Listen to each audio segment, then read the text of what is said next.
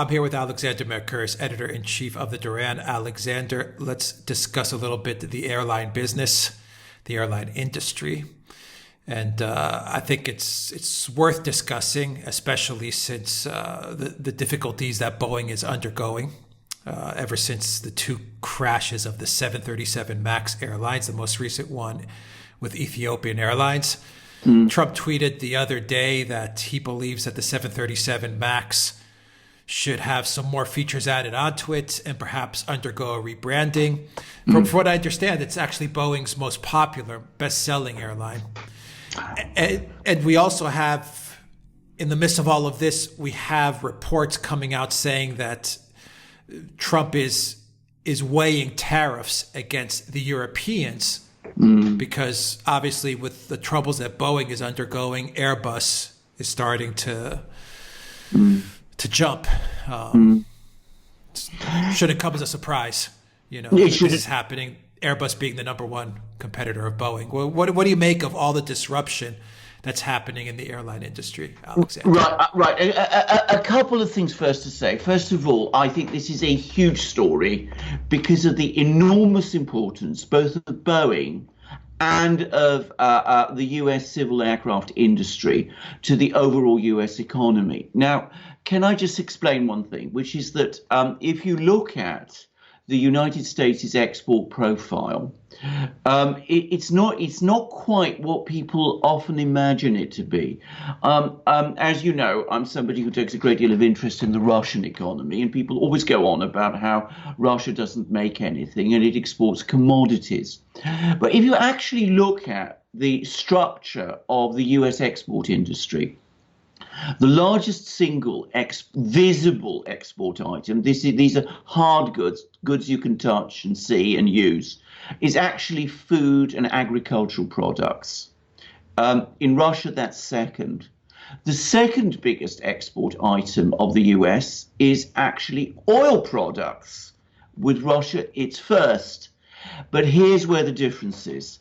The third biggest export item of the United States is civil aircraft, of which Boeing is far and away the biggest maker.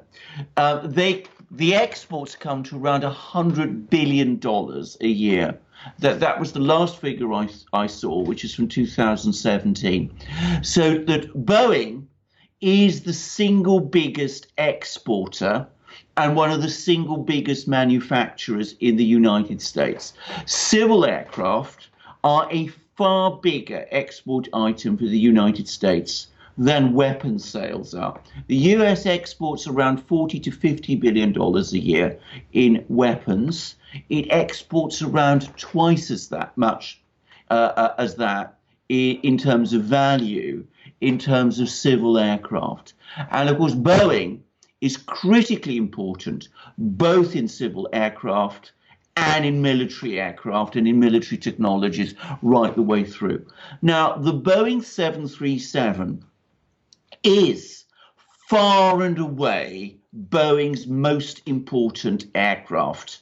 They've been building Boeing 737s ever since the 1960s. Of all the attention that people give is to the really big jumbo jets, the big wide-bodied aircraft, like the 747 and the bigger ones. But it is in fact the 737 family, which Boeing has been building since the 60s and which it has been constantly revising and updating and improving, so that a Boeing 737 today is a very different aircraft from one built in the 60s, but there are also nonetheless certain commonalities between them.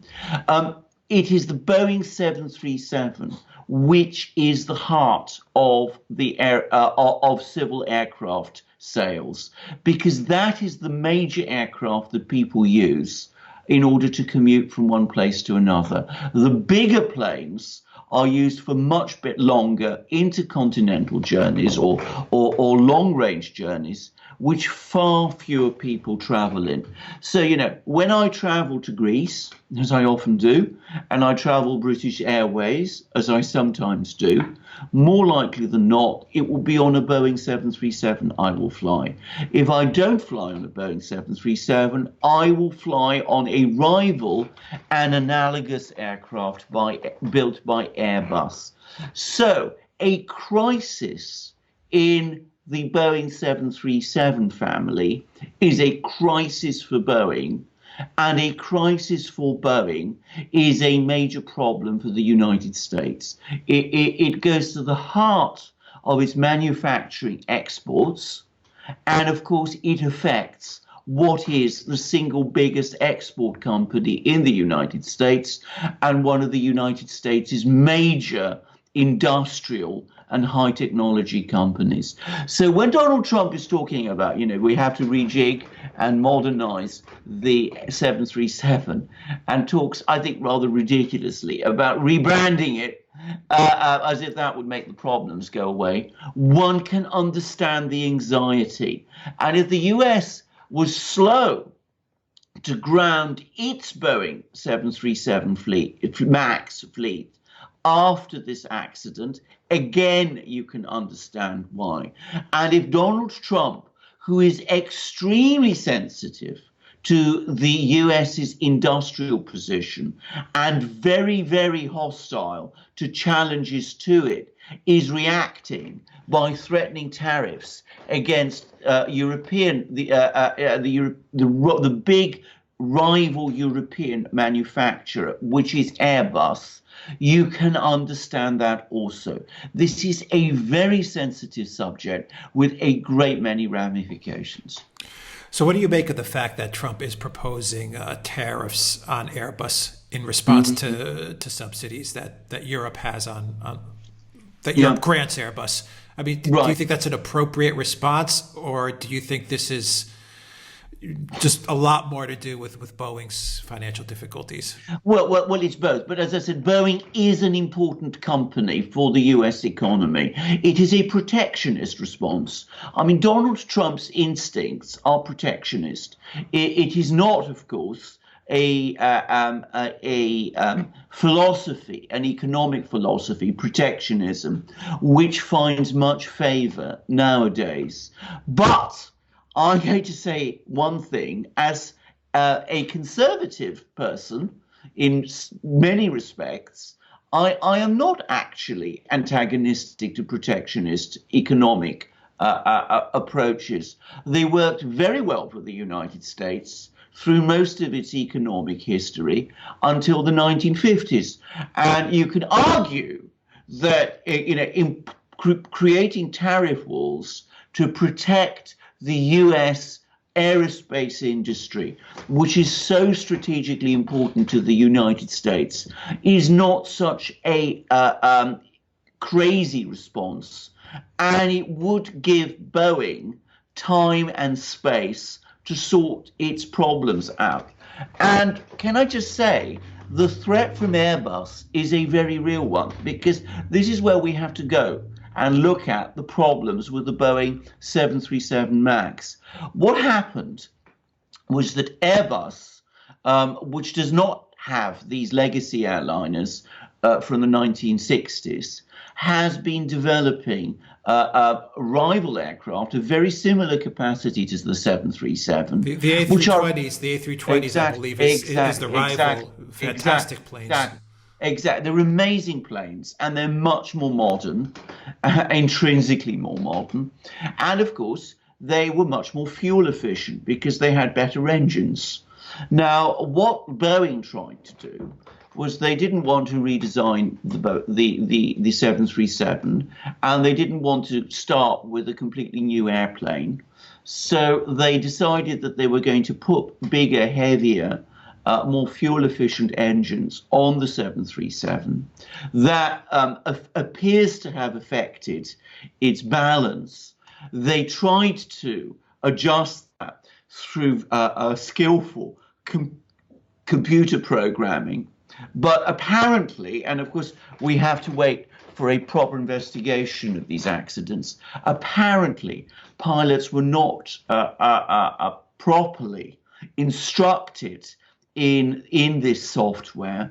And besides, there must be a question anyway over whether this was ever really a proper response to the challenge of the Airbus A320. So it may very well be that that was a mistake, and it would be a huge mistake, and it would take years to put right. And of course, if there are no tariff protections for Boeing in the meantime, what would inevitably happen is that A320s would start to be imported in ever larger quantities in the United States, where they are already making an inroad into the domestic airline market. Now, if you go back about 10, 15 years, it was inconceivable at that time that US airlines would not use Boeing aircraft. I mean, it was completely understood that even though Airbus was producing very fine aircraft in Europe, the US airlines would stick with Boeing aircraft. But the difference in efficiency between the A320 and the Boeing 737 family before the Boeing 737 MAX came along meant that some American airlines were starting to buy A320s in increasing quantities. And of course, I can see that happening now in an absolute rush if there is no Boeing 737 MAX, which is safe and secure to buy now. So I can understand why Trump is proposing this.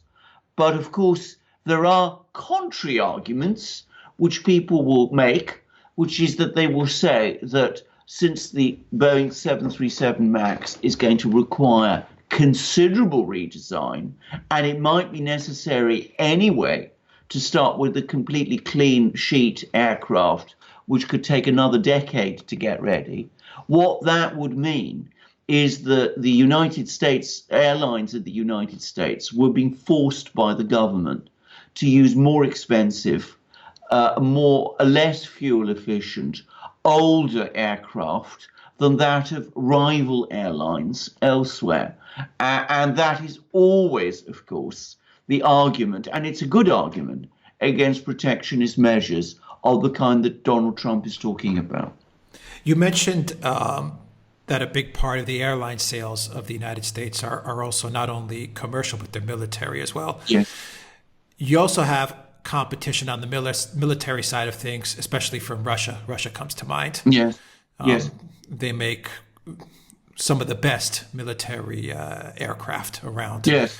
Yes. And they're known for that. They're known for their production of military aircraft. What about on the commercial side of things? Are there rivals outside of the Boeing, Airbus paradigm that could one day rival those two companies?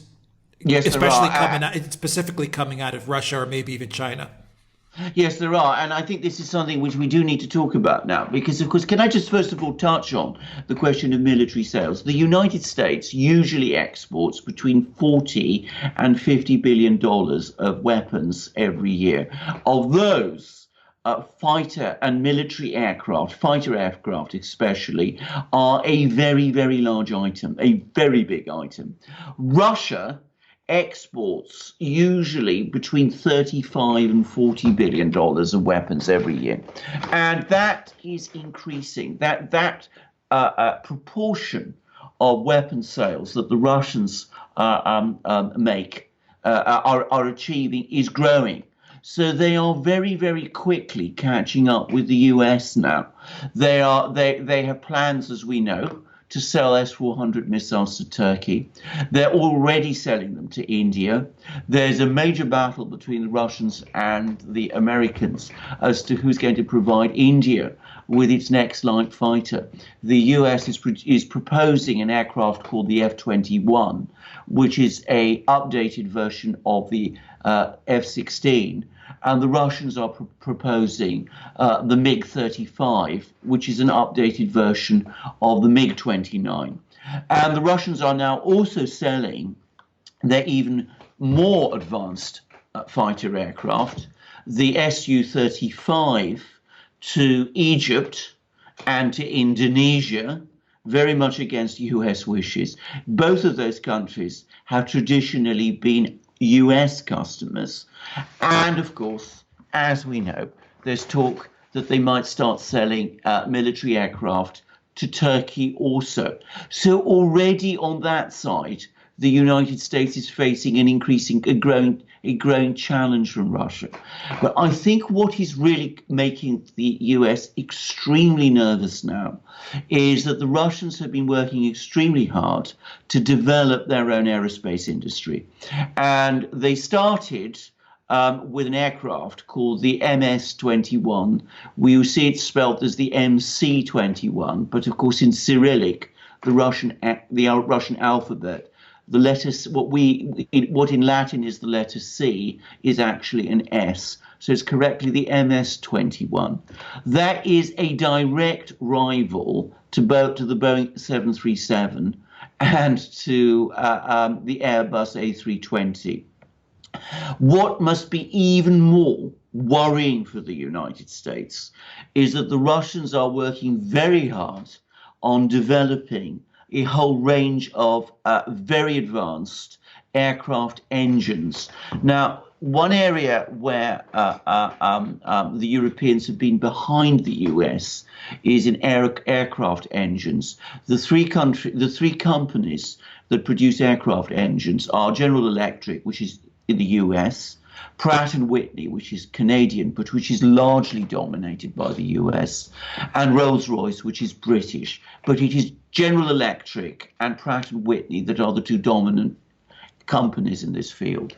However, the Russians, who are extremely good at the kind of gas turbine technology that underpins aircraft engines, now have a family of engines, aircraft engines, starting to come online, starting with the PD-14 and going all the way up to the PD-35, which are capable of providing fuel-efficient aircraft for aircraft right across the range of civil aircraft. And most alarmingly for the United States, the Russians are now entering into an industrial partnership with China to build wide-bodied aircraft, which will be powered by these new Russian engines. In fact, there is already a project along these lines with the Chinese going to be building this wide-bodied aircraft, apparently in very large quantities. So on top of the challenge from Airbus, which is a very serious challenge, the United States, looking further down the line, must worry that in a decade or so, it's going to face a threat from the Russian-Chinese industrial juggernaut, with China already being the world's biggest manufacturing exporter, with the Russians producing an aircraft analogous to the Boeing 737 and the A320, only even more advanced and sophisticated, and with even more fuel-efficient engines. And at the higher end, with the Russians and the Chinese together producing a extremely fuel-efficient family of wide-bodied aircraft, which will not only be comparable to those made by Boeing and Airbus, but which will have the whole might of the huge Chinese export industry behind it. So the United States is extremely nervous about these developments. And if we look at the sanctions that the US has been imposing on Russia over the last year, it is no coincidence that they're increasingly pitched at slowing down Russian aerospace developments. They've tried to block export to Russia of carbon fiber materials to make wings. The Russians say that they are fairly advanced in this sector themselves. And they've also, of course, made threats about imposing sanctions on Aeroflot, and they could very well be looking to impose sanctions on the Russian gas turbine industry, which underpins the Russian aircraft industry, which is, as I said, advancing by leaps and strides. Are the MS planes, are they operational now? And No, is the Chinese joint venture with the wide bodies, has that produced a commercial airline? No, the MS-21 is in very advanced flight test. It will be entering service very soon. And as I said, the plan is to produce it in large quantities, initially in Russia. The Chinese have an analogous aircraft, by the way, but it uses Western engines and it is less advanced. So the probability is that they will be pitching at some point for production of the MS-21. The Chinese-Russian wide body is still some years away, but with the Chinese involved, development will be extremely fast. What it is waiting for is the engine. The engine is always the most difficult part in in developing these aircraft, but apparently which the Russians are designing it, and that is apparently coming along fast also. The engine, by the way, is the PD-35. You know, this is a really, well, I want to close it out on this, and I want your thoughts on this. It's really interesting because, you know, the Russians and Chinese are moving away from the financial markets with their own SWIFT and their own ways of moving money around outside of SWIFT, which is, you know, controlled in large part by the U.S. or heavily influenced by U.S. foreign policy and the sanctions. You know, you have them creating their own payment systems, their own Visa and MasterCard alternatives. And now you have them working together separately, but together as well to create their own commercial airline industry. And once again, this is another sign of Russia and China and Eurasia decoupling itself from Europe, Western Europe, and the United States. And I think geopolitically speaking, I can see a lot of countries, Iran comes to mind, and other countries, Venezuela, other countries that have been heavily sanctioned for decades, jumping at the opportunity to buy an MS, Russian-made plane, along with the parts and the service that comes with it. Yes, absolutely. I mean, there's no question about this. I mean, we see this already with military aircraft. This is extremely strategic thinking, extremely strategic long-term thinking. Absolutely. And of course, I mean, you missed out the other crucial area, which is, of course, the internet, which is that the Russians have now taken steps to make their internet, the RUNET, self-sufficient so that it can't be cut off. And of course, the Chinese have done this already long time ago.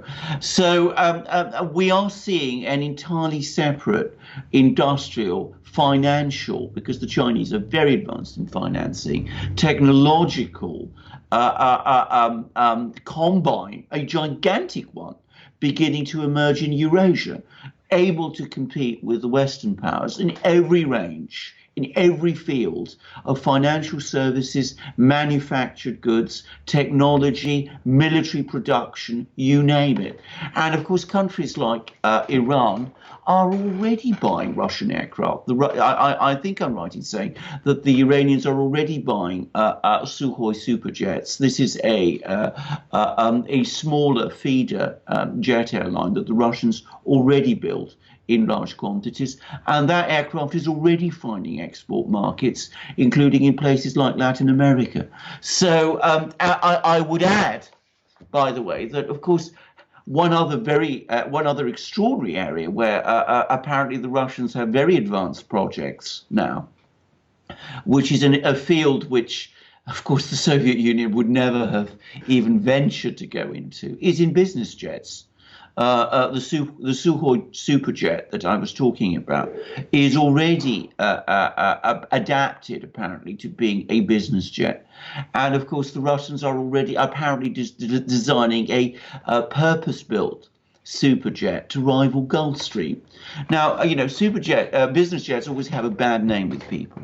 But of course, big companies, big international corporations need them for their airline fleets.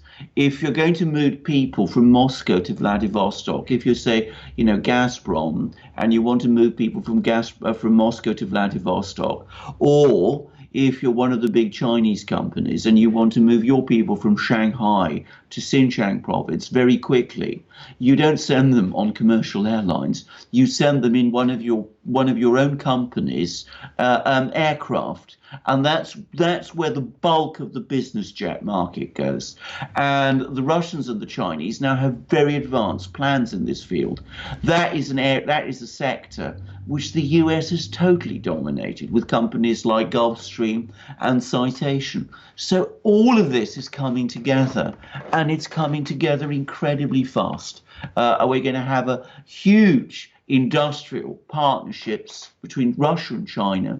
I forgot to mention that Russia's major air show, which happens every 2 years, which is the Moscow Air Show. It's called MAX, and which has been going on in Russia since the 1930s, and is a hugely popular event, is now being co-hosted by Russia and China. China has been invited by Russia and has agreed to be a joint partner in that air show. And the same is apparently going to happen with the analogous Chinese air shows in Shanghai and Beijing. The Russians will be involved in those. So we're seeing a massive industrial partnership starting to establish itself in every sector, challenging the United States, which already in some sectors, like aircraft building, is being challenged by Europe with Airbus. Incredible. Alexander Mercouris, Editor-in-Chief of the Duran, thank you very much. Guys, if you like this video, click on the subscribe button down below and click on that notifications bell to get notifications every time we push out a new video. Visit the Duran shop, pick up a t-shirt, help support the Duran. In the description box down below, you will find links to our PayPal and Patreon pages. Please donate to the Duran. That really helps us out a lot. And of course, you can get a copy of this video in audio format. Follow us on iTunes and SoundCloud. Don't forget, go to theduran.com and see all the articles that Alexander is linking up to every day. And you can now follow us on Instagram, theduran_.com. And you can receive updates on our YouTube channel from the Blank Chat app. Follow the Duran on that application as well, iTunes and Google Play. Alexander Mercouris, Editor-in-Chief of the Duran, thank you once again. Until next time, everybody, take care.